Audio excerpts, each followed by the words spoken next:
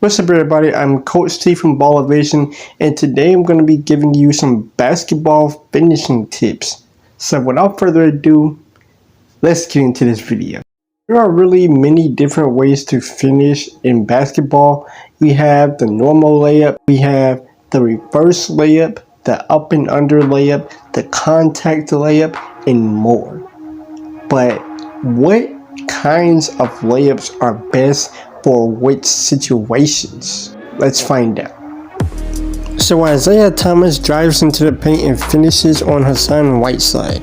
And the way that he finishes on him is by cutting him off and doing a hop step to then get Hassan to jump up with him, drawing the contact. And the reason why using the hop step to finish around the basket, especially on taller defenders, is so effective is because once you cut them off and do that hop step, you then seal the defender off from you in the basket, because now your defender is behind you and your body is shielding the ball. It's going to be much more difficult for that defender to block your shot, and it's going to be more likely that he'll foul you instead, because he'll more than likely hit you instead of the ball.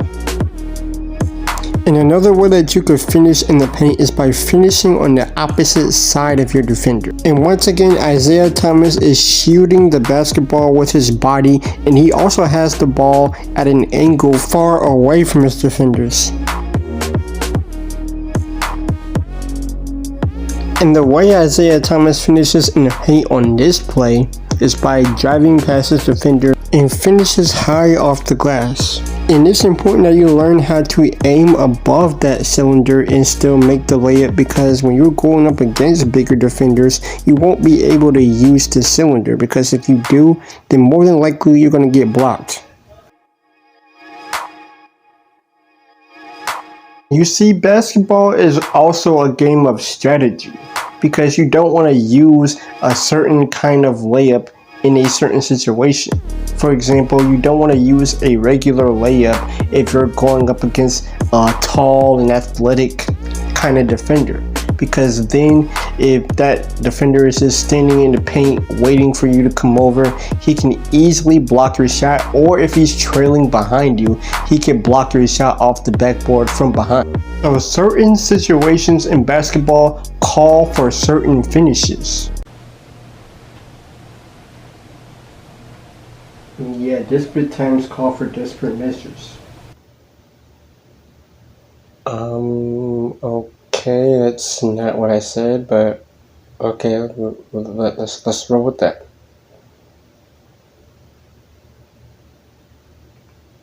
Why are you just staring at me?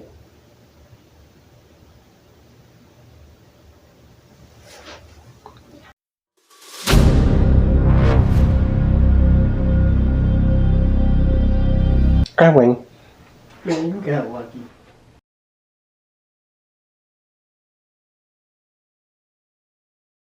Okay, back to the video. So the Chicago Bulls get a steal, and then Derrick Rose is out on a fast break and finishes on the other end. But then when he attacks the basket off of the fast break, he creates contact by driving into his defender, and like Isaiah Thomas, he has the ball away from the defender and is shooting the ball with his body. And right here, Kyrie Irving is also coming off of a fast break, but then utilizes the up and under layup. And here is how you would use this finish.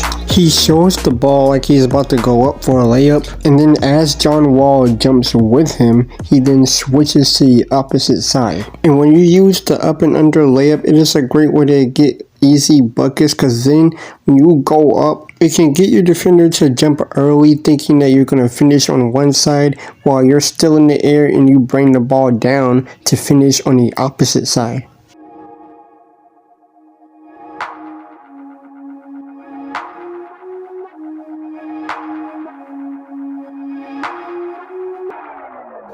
And another way to finish at the paint is using the Euro step.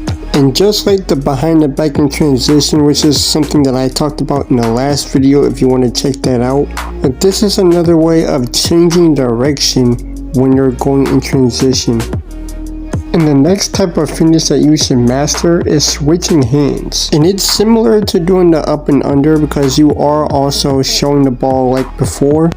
And you're also switching sides like before. But the slight difference with this layup is that you're just finishing on the opposite side of the rim instead of bringing the ball underneath the rim to finish on the opposite side. And as Kyrie Irving drives to the basket, watch what he does here.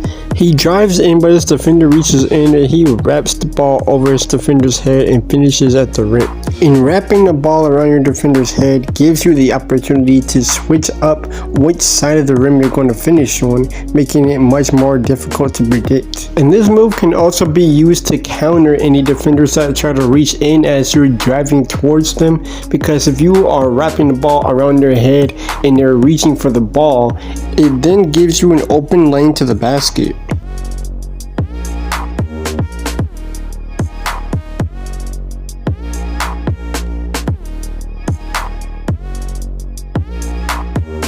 And now looking into some Michael Jordan clips, let's go over how he finishes at the rim. He drives to the basket, hangs in the air, and finishes with the double clutch layup. And the reason why you want to add this to your game is because it could really throw off the timing of your defender when they try to go up to block your shot, because they're not expecting you to just hang in the air and delay the timing of your shot.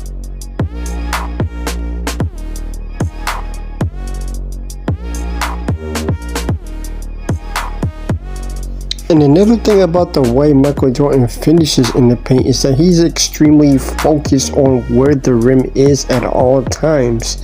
So when he is making these acrobatic layups, he always has his eyes on the rim. He has an incredible amount of focus on the rim to be able to still knock down these layups in traffic. So if you want to make these acrobatic layups, I would say start by understanding where the rim is at all times when going up for these layups. And here's another acrobatic finish by MJ as he drives into Dikembe Mutombo, turns his body and finishes with the reverse layup. And this is yet another way of using your body as a shield to make it much harder for your defender to block your shot. And finishing in basketball isn't always about being really athletic and dunking on people. You don't even have to be athletic to be a great finisher, and you don't even really have to be tall to finish well either. Because just like anything, it's more so about reading the defense and reacting to it. And all of the finishes that I went over in this very video is more dependent on reading and reacting to the defense. If you want to learn some undersized guard tips, I have 2 videos in the description for you to check out that might help you if you are an undersized guard trying to maybe score more points, or if you're looking for specific moves as an undersized guard. These videos will definitely explain those to you as well. So thank you all for watching, and peace.